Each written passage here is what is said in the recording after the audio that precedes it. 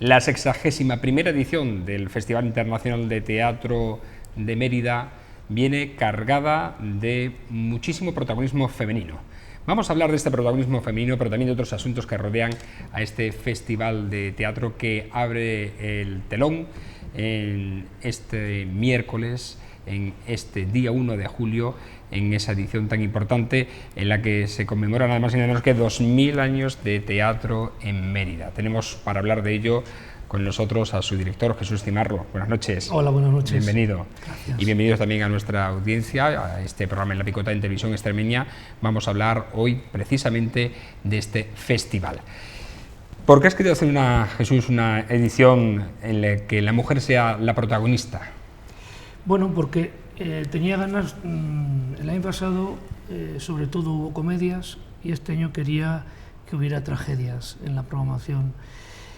Y qué mejor que las grandes heroínas de la Grecia clásica, como son las grandes tragedias. Y las grandes tragedias tienen nombre de mujer. Antígona, Medea, Cleopatra. Es decir, que hay una serie de referencias que yo tenía muy claro que quería que estuvieran en esta edición. Y sobre todo tenía ganas de hacer una edición enteramente teatral, que no hay ni una concesión a ninguna otra arte escénica en el teatro romano. Luego, fuera del teatro romano, sí, están las exposiciones, las proyecciones de cine y demás, los pasacalles, pero sí tenía muy claro, incluso los pasacalles, también se habla de las 9 musas, que también son mujeres las que están en escena. Sí tenía claro eso, entonces, y como tenía claro, lo planteé y sobre todo tenía claro que quería que estuvieran grandes actrices en esta edición y ahí tenemos el resultado. Bueno, muchísimos nombres de la escena famosos, ¿no? Desde Ana Belén, que la vamos a ver esta misma noche en el estreno de Medea, una de las 2 medias que se van a programar en esta edición, como María Galeana, en fin, muchísimas actrices de renombre.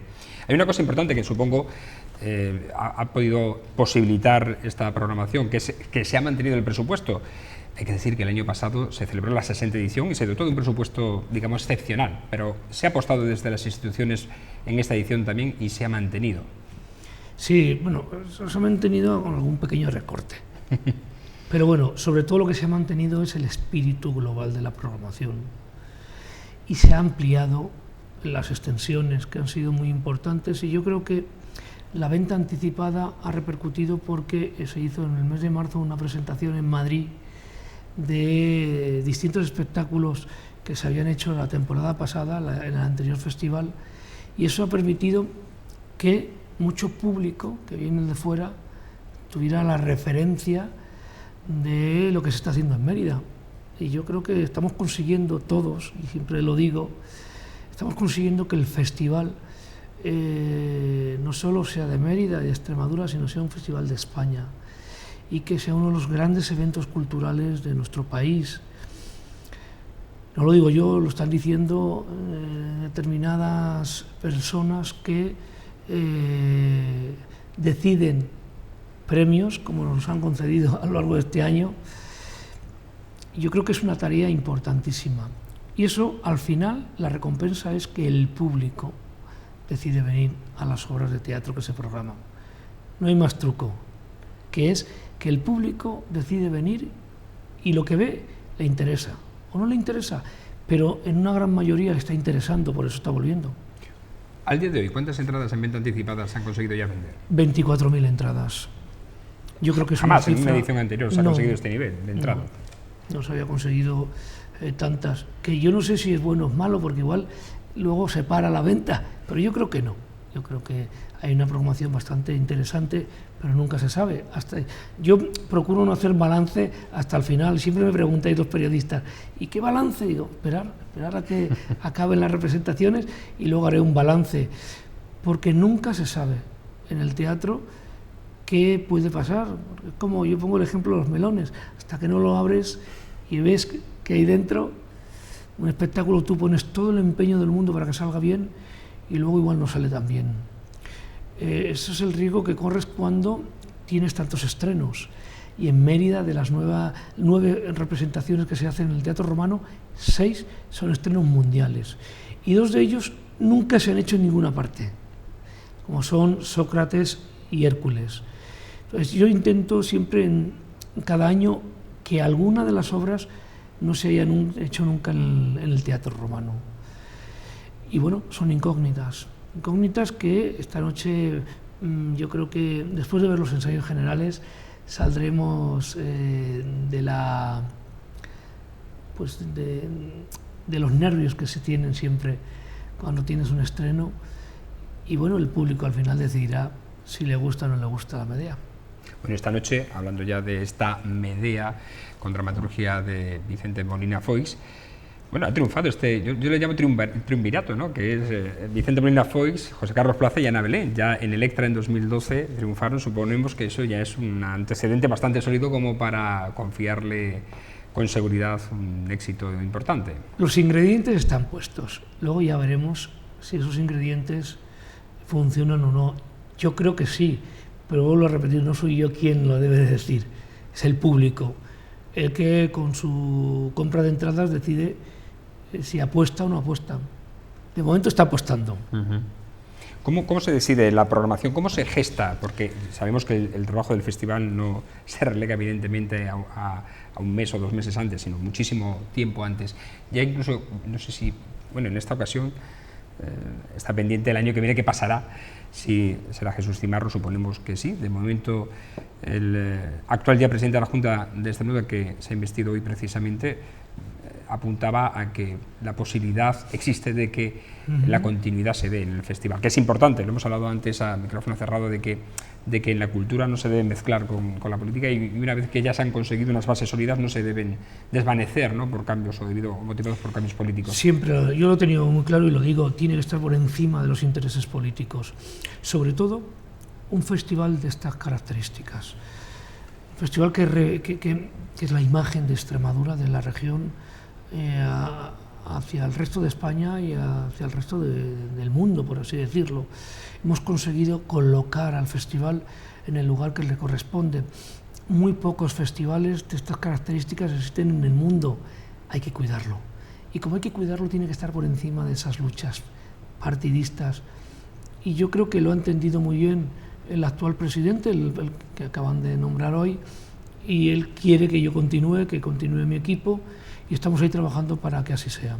Bueno, decía, ¿con qué antelación se prepara el festival? ¿Cómo se programa, cómo se piensa en la programación? Pues programa con mucha antelación, porque hay que intentar cuadrar muchas agendas, porque tú puedes tener una idea, eliges los textos, y luego hay que ver si esos textos pueden ser representados por esos actores y esas actrices, y hay que cuadrar con mucha antelación, sobre todo de los actores con más compromisos, cuadrar las agendas.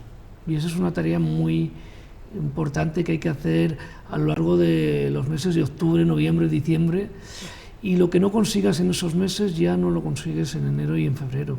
Entonces hay que hacerlo con mucha antelación, y trabajamos con mucha antelación. Ha sido importante, como has apuntado antes, que en Madrid se presentase esta edición con anterioridad. Digo, que ha sido importante la cuarta extensión, esa extensión que se ha realizado en Madrid en la primavera. Yo creo que sí, porque de alguna manera lo que hemos hecho es dar visibilidad al festival, mucho más de la que tiene. Que del Festival de Mérida se hable todo el año. Y eso muy pocos festivales lo consiguen, por no decirlo ninguno. Es decir, es una estrategia de marketing la que nos hemos planteado, que está dando unos resultados, yo creo que bastante. A mí algunos colegas directores de festivales me dicen: ¿cómo lo haces, Jesús? Porque nosotros no conseguimos que los cierres de los telediarios nos los pongan en nuestros festivales. Y tú empieza el festival y prácticamente cada estreno tienes cierre de festival en todos los telediarios nacionales. Y yo explico mucho, digo, hay una labor previa del Departamento de Comunicación muy grande, y sobre todo lo que intento es facilitar a los medios de comunicación la información. Esa es clave también. Es decir, todas las entrevistas que a mí me solicitan yo las hago. Y todas las entrevistas que solicitan a los artistas intentamos gestionarlas para que vengan los artistas a la radio, a la televisión, a la prensa, a los medios digitales, todo lo que podamos hacer lo estamos haciendo. Y eso al final existe una complicidad sana, que hay que decirlo. Esto no quiere decir que los medios no nos critiquéis, si nos tenéis que criticar. Una complicidad en la cual vosotros también, yo creo que estáis ayudando a colocar el festival donde tiene que estar y donde está. Bueno, precisamente cerraste el año pasado la edición con un balance de impacto en medios de comunicación y una repercusión que, si hubiera que valorarla, sería millonaria, ¿no? Sí, tenemos los datos, porque además a veces me acusan de que hablo demasiado de números, y yo digo, hablo de números porque ya tengo hecha la programación y ya el público está comprando las entradas. Previamente, antes de hablar de los números, hago la programación. Los números se dan después, pero antes hay que preparar la programación.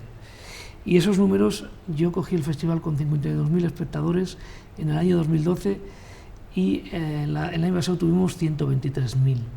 Y el impacto mediático de todas las noticias, de casi 5.000 noticias que aparecieron en todos los medios, está valorado en 25 millones de euros. Es decir, que no hay campaña, no hay gobierno autónomo ni gobierno nacional que se pueda gastar 25 millones de euros en una campaña de comunicación. Y eso se ha hecho gracias a todos nosotros, es decir, a la colaboración que ha habido y sobre todo al interés que han suscitado las propuestas escénicas que hemos presentado, a los espectáculos, a los títulos, a los actores, a las actrices, que como Ana Belén, que dentro de unos minutos levantará el telón, y Ana Belén o Ángela Molina o Lolita o José María Pou o Emilio Gutiérrez Cava o cualquiera de los actores y actrices que desconocidos igual para el gran público de las compañías extremeñas, que también están ahí y están haciendo un gran trabajo, o toda la parte off que la realizamos con la compañía Te Apetece Teatro de aquí de Mérida, que hace una labor de trabajo de base muy bueno, porque hay más de 100 personas implicadas en esos montajes, que también hay que decirlo, ahí hay un trabajo muy importante, que el festival no sería el mismo si no tuviese esa base. Hay una base, como digo, que año tras año van creciendo y son futuros actores que luego se forman para las compañías profesionales. El año pasado se estrenaron las extensiones extremeñas de Regina y Medellín, este año ya Madrid, pero se habla incluso, o has hablado, del salto a Hispanoamérica. ¿Cómo va a ser? Bueno, ahí estamos. Vamos a ver, hay muchas ideas. Entonces, ha habido un cambio de gobierno. En estos momentos hay que esperar a que forme gobierno y equipo el presidente, y que nos sentemos con el nuevo equipo de cultura para hablar de qué se puede hacer. Sí, nos hemos sentado con el ayuntamiento, con el alcalde. El alcalde tiene muy buenas ideas y tiene proyectos que me ha planteado y que yo creo que son importantes y que el festival va a asumirlos. Entre ellos la declaración de Patrimonio Inmaterial de la Humanidad a la UNESCO. Por ejemplo, cuando ayer lo anunció el alcalde en la rueda de prensa de presentación, nos sumamos. Ya me lo había planteado que lo iba a lanzar y yo le dije que estaba totalmente de acuerdo. O sea, está por perfilar todavía lo del salto a Hispanoamérica. Sí, estamos ahí trabajando. Son muchos temas y hay que dar ir poco tiempo, a poco, ¿no? Poco a poco. Entramos en el cierre del festival con la gala de los premios Ceres, de la que se ha hablado mucho sobre su coste, su elevado coste, en fin, cifra arriba, cifra abajo, da igual, pero sí nos quedamos con lo que ha dicho el actual presidente, Guillermo Fernández Vara, que le ha instado a que se celebre, se siga celebrando, pero no con dinero o patrocinado institucionalmente, sino con patrocinio privado. ¿Es posible? Bueno, vamos a trabajarlo. No es fácil porque, por desgracia, en este país no hay una ley de mecenazgo donde las empresas puedan desgravarse si invierten en cultura. Es una asignatura pendiente. Ojalá. Yo estaría encantado que las empresas extremeñas invirtieran porque además yo tengo muy claro que los premios Ceres es un escaparate muy bueno para cualquier proyección de Extremadura en el mundo. No nos tenemos que olvidar que se retransmiten por Canal Extremadura y por Televisión Española y por el canal internacional más de medio millón de personas ven la retransmisión de la gala.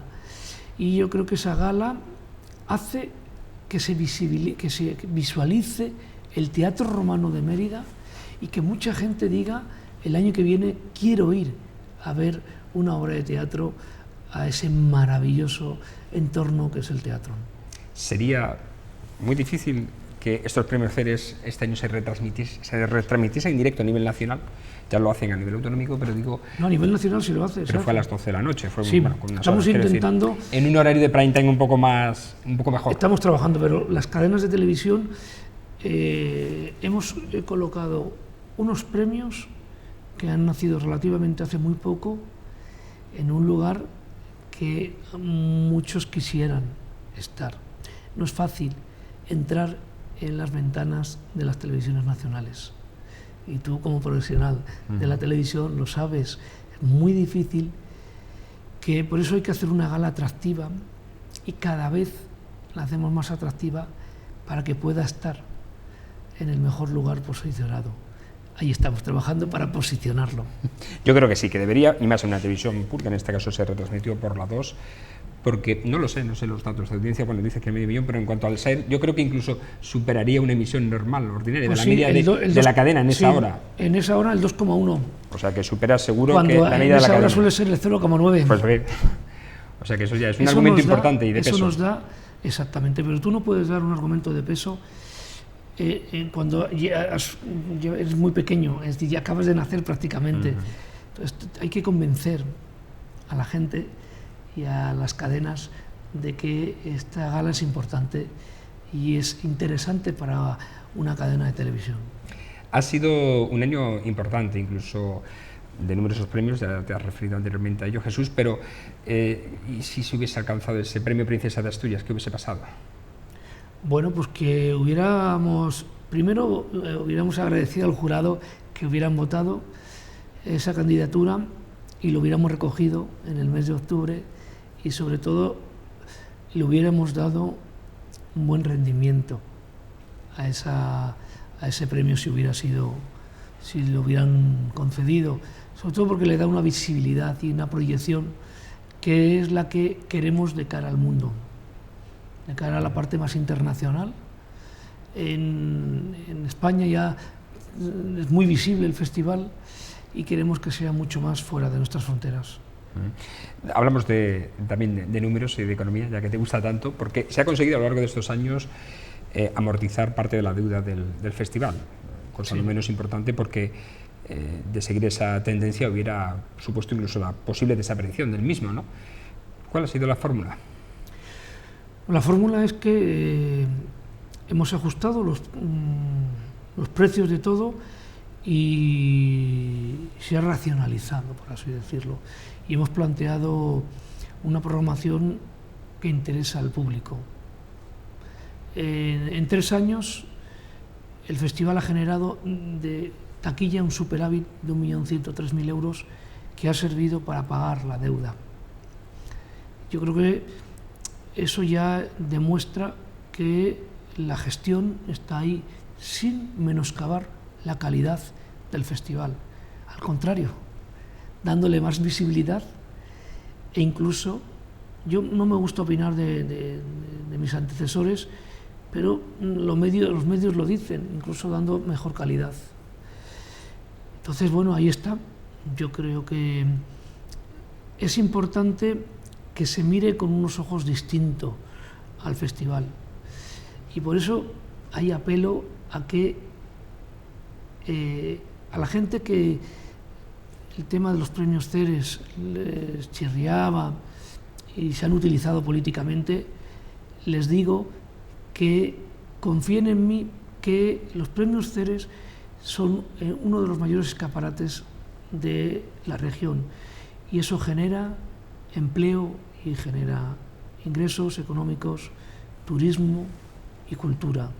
Sí, genera muchísimas cosas y al final eso es lo que queda. Y hablando de números, ¿y el IVA cultural? ¿Ha pasado factura? ¿Pasará factura en esta edición? Bueno, el IVA cultural tenemos una desgracia, y es que este gobierno central se empeña en no bajarlo y se empeña en en grabar con un IVA impositivo el más alto de toda la zona euro, no entendemos por qué. Y voy a poner un ejemplo. Hace unos días leía las condiciones leoninas que estaban planteando a Grecia para el tema del rescate. Y yo creo que ahí leyendo se decía que Europa imponía a Grecia un IVA del 6% en materia cultural. Imponía. Y yo me pregunto por qué el señor ministro de Hacienda de España dice que desde Europa le imponen el 21%. ¿Cómo puede ser que a Grecia, que está en la ruina, le impongan el 6% y a España el 21%? Hay cosas que no cuadran. Están obligando a recaudar más, efectivamente. Es decir, están, bueno, pero lo que no se entiende es que se quiera engañar a la ciudadanía. El IVA cultural, yo creo que es otra arma que utilizan los partidos políticos para jugar con la cultura, y eso no es nada sano. Al final eso pasa factura. Y yo creo que puede pasar factura y no es bueno. ¿Ha pasado ya factura?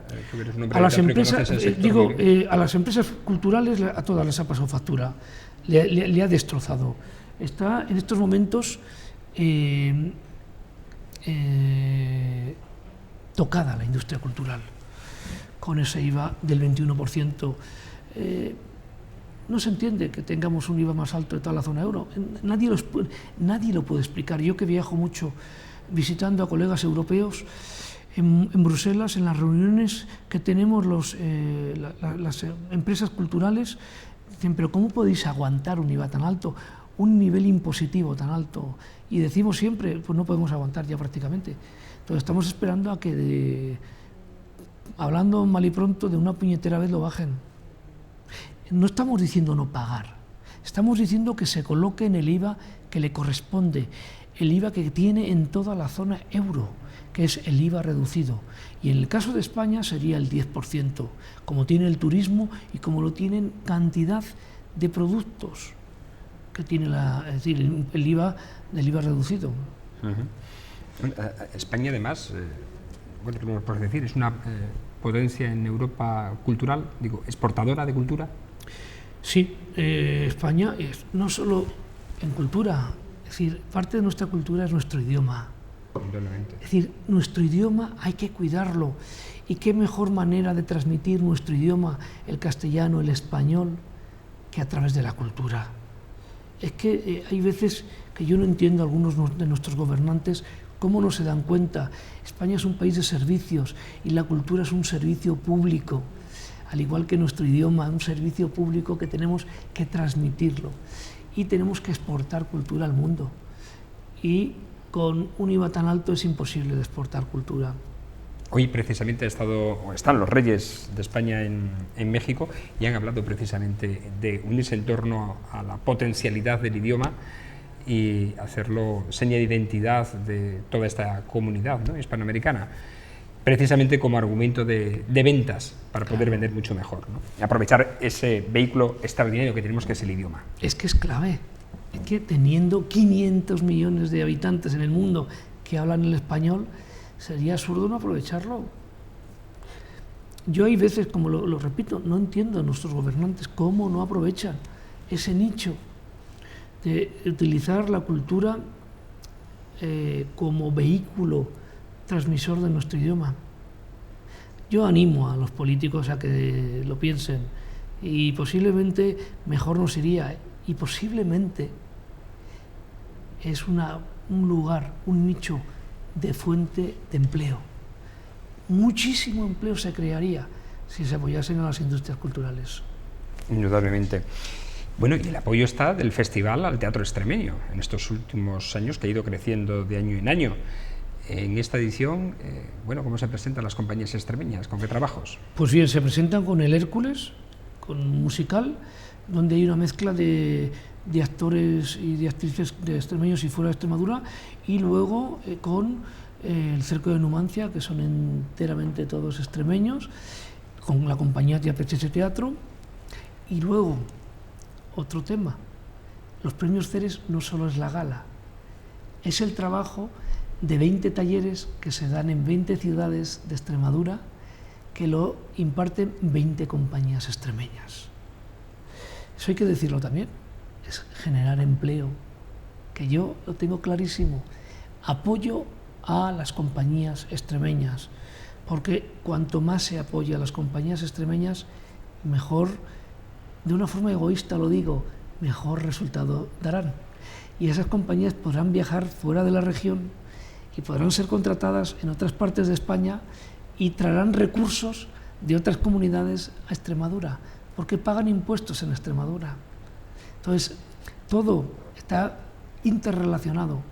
Por eso sí he tenido claro desde el primer día que yo asumí la dirección del festival que las compañías extremeñas tenían que estar, no solo las compañías extremeñas, sino la cultura extremeña, la Orquesta de Extremadura, la Filmoteca de Extremadura, la Escuela de Arte Dramático de Extremadura, todas las entidades que conforman la cultura tienen que estar, los amigos del Museo Nacional de Arte Romano, todas las entidades, colaborar con Emérita Augusta, con Emérita Lúdica, es decir, colaborar con todas las actividades que se realizan en la ciudad y en la región.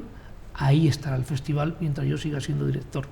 Bueno, se vio patente precisamente, por ejemplo, en la exposición que se hizo sobre Augusto en el Museo Nacional de Arte Romano el año pasado, en el que, gracias al patrocinio del festival, pues se pudo llevar a cabo, ¿no? Claro, y hoy hemos inaugurado otra exposición en la sede del festival, en Santa Julia, número 5, sobre las máscaras, sobre una herramienta, sobre un elemento tan importante para el teatro grecolatino, que son las máscaras.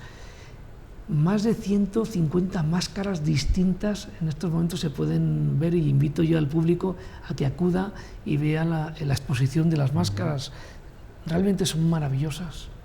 Yo le voy a hacer un invite, Jesús, y es que si es posible que el festival pudiese también de alguna manera colaborar o asumir ese festival de teatro grecolatino que desafortunadamente carece de apoyo institucional, que nace prácticamente de un colegio y de un instituto, que de alguna manera también lo guiase la propia estructura del festival y lo apoyase. ¿Sería posible? Bueno, todo es estudiarlo. Es cantera. Sí, todo es estudiarlo. Hay una cosa que yo me considero un buen copiador. Que me dicen, ¿cómo un buen copiador? Si yo veo que algo funciona, lo traigo a mi terreno. No tengo ningún problema en decir que lo he adaptado y que se lo ha inventado otro. No hay ningún problema. Si eso beneficia al festival o a la actividad cultural que esté desarrollando, bienvenida sea. Y yo recojo el envite y lo estudiaremos. Yo lo dije en su día, porque precisamente son miles de chavales los que vienen de toda España a participar en este festival, pero claro, creo que necesita pues esa mano y lo profesional. Lo sigo y lo retuiteo y lo envío a través de las redes sociales como Facebook. Y lo hago, porque además mis redes sociales las manejo yo. Hay mucha gente que me dice, pero ¿te la llevará alguien? Digo, no, la mía personal la manejo yo y contesto yo. Porque además creo que, y me vienen hay muchas sugerencias, y todas las sugerencias que se puedan hacer, no todas se pueden hacer, lógicamente, pero esa sí puede ser, por ejemplo. Esa yo creo que es interesante, y bueno, es cuestión de hablarlo. Nos alegra que recoja el guante, porque esta televisión precisamente ha estado apoyando también ese festival. Este año, además, el festival se presenta más accesible que nunca, curiosamente, en un teatro de 2000 años. Sí. ¿Cómo ha sido posible?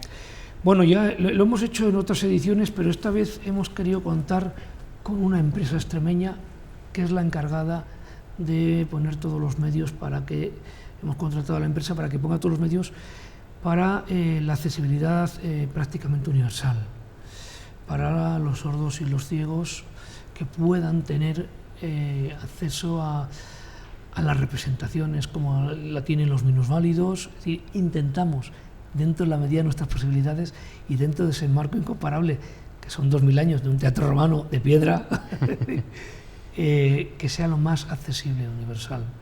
Y estamos consiguiéndolo, estamos muy contentos. Invitamos a todas las personas que tienen esa discapacidad, que estén tranquilos, que pueden venir al teatro, que se pueden meter en la página web del festival, festivaldemerida.es, y ahí tienen los días de las representaciones donde tienen esa posibilidad para que puedan venir y puedan disfrutar, como cualquier otro espectador de las representaciones teatrales. No sé si en sus reuniones precisamente con el actual presidente de la Junta, con el alcalde también, bueno, el alcalde tiene menos participación en esto que le voy a contar, han hablado de potenciar el anfiteatro romano, de conseguir completar un poco el aforo para poderse utilizar de forma más cómoda para también el festival, y de las extensiones, porque... Ya me gustaría a mí. Yo estoy generando un superávit de taquilla todos los años, que es para pagar la deuda. Ya me gustaría a mí que ese superávit se pudiera destinar a otras cosas. Por ejemplo, a programación. Por ejemplo, a los premios Ceres. Porque con ese superávit se pagaban los premios Ceres. Y lo dejo ahí. Es decir, pero yo, el acuerdo, el compromiso que tiene mi empresa es que el pueblo extremeño nunca va a pagar más de lo que está presupuestado. Y si hay superávit, revierte al festival. Es decir, si hay déficit, lo asume mi empresa. Y a partir del superávit, el 85% del superávit es para el consorcio del festival. Que en este caso, el consorcio del festival lo que está haciendo es pagar una deuda que dejaron en anteriores ediciones. Por supuesto que me gustaría, porque con ese dinero que hay de superávit se pueden hacer muchísimas cosas, pero yo no puedo contar con ese dinero, porque hay que pagar una deuda, que por desgracia se ha pagado bastante, pero todavía queda por pagar. ¿En qué tiempo se podrá amortizar esa deuda? Bueno, hay un crédito de 3 millones, todos los datos los tiene el presidente y son públicos. Yo el tema de la transparencia lo tengo muy claro. Siempre presento las cuentas al final de cada año con la factura, y también se ha utilizado políticamente y se han dado informaciones interesadas y erróneas de lo que cobraba alguien o no cobraba. Y he tenido que decir, bueno, creo que no es bueno para nadie eso. Entonces, yo sí creo que se pueden hacer muchísimas cosas con esos recursos. Y espero que cuando se termine de pagar la deuda, que quedan, pues se pidió un crédito a 10 años, se han pasado 4, quedan 6 años todavía por pagar. Estamos casi en el Ecuador. Claro. Todavía. Entonces, cuando esté ya pagada la deuda, pues es que la deuda era de casi 4,5 millones. Y es que es muy difícil pagar 4,5 millones si no hay presupuesto. Y tiene que salir de lo que genera el festival. Muy difícil. Una de las cosas que yo al menos he percibido en estos años de dirección de Jesús Cimarro en el festival es que se ha cuidado y se ha tratado como se debe a la escena. Que lo más importante que tiene efectivamente el teatro romano es la escena. Y que en otras ediciones incluso se ha ocultado. O se han hecho decorados de tal manera que prácticamente pasaba bueno, pues inadvertida la escena. Eso ha cambiado, afortunadamente. Sí, ha cambiado. Yo intento que todos los directores de escena, yo procuro recomendarles, bueno, no me gusta imponer, pero sí recomendarles que en la concepción de la puesta en escena del espectáculo sea lo más limpia posible, que sean de elementos, que bueno, si por ejemplo, esta medida tiene un árbol que tiene un poco el color de la piedra, es decir, que disimula, que tiene una altura mayor, pero que se acople al escenario, que ya el escenario es impresionante, y estamos consiguiéndolo. Estamos consiguiendo que la mayor parte de los directores y directoras de escena asuman ese compromiso, y ahí estamos, cumpliendo con el propio consorcio, que a mí también me lo ha solicitado, y yo estoy de acuerdo. También dependerá, supongo, Jesús, de las actrices y de los actores, ¿no? Porque llenar esa escena cuesta. Claro. Y ha habido ediciones en las que se intentaba comprimir al máximo para tapar al máximo precisamente, ¿no? Y una actuación con esa escena debe estar a la altura del artista. Claro, es que es muy difícil. Estamos hablando de un escenario de 50 metros, cuando normalmente los escenarios tienen de embocadura 10 metros. Es decir, no es nada fácil actuar en este teatro, y es un reto para los actores. Pero bueno, ahí está también la profesionalidad de ellos para poder lanzarse. Bueno, pues ha sido, yo creo que muy ilustrativa esta entrevista. Queremos agradecer a Jesús Cimarro, director del festival, su presencia hoy aquí en nuestros estudios, desearle el mayor de los éxitos, y bueno, que cuando concluyan precisamente con los premios Ceres y se realice el balance, pues sea positivo como lo fue ya el año pasado, que seguro que sí, aunque no le gusta jugar a hacer previsiones, ¿no?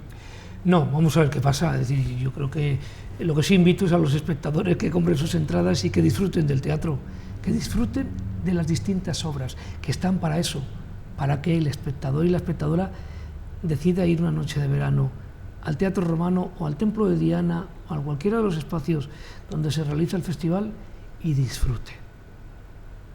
Que la cultura, que el teatro entra por aquí, por la cabeza y por el corazón. Y cuando entra por la cabeza y por el corazón, yo creo que es una de las mejores experiencias que se tiene en la vida. Indudablemente es una noche mágica. Y ahora que hemos leído precisamente hoy que a partir de hoy ya los españoles dejamos de pagar impuestos, me explico. Parece ser que de todo el año, de los ingresos que se producen por el rendimiento del trabajo, los 6 primeros meses nos dedicamos a pagar impuestos. Y es ahora, a partir del 1 de julio, cuando ya lo que ganamos queda enteramente para nuestra disposición. Así que qué mejor fecha que venir al teatro a gastarlo y a pasar una noche mágica. Que gastar en cultura es invertir en cultura. Sí. Indudablemente. Gracias, Jesús Cimaro, Gracias. y el mayor de los éxitos para esta edición. Y a ustedes agradecerles como siempre su fidelidad y su atención. Regresamos mañana en una nueva edición en formato ya habitual de nuestra tertulia aquí en La Picota en Televisión Extremeña. Buenas noches.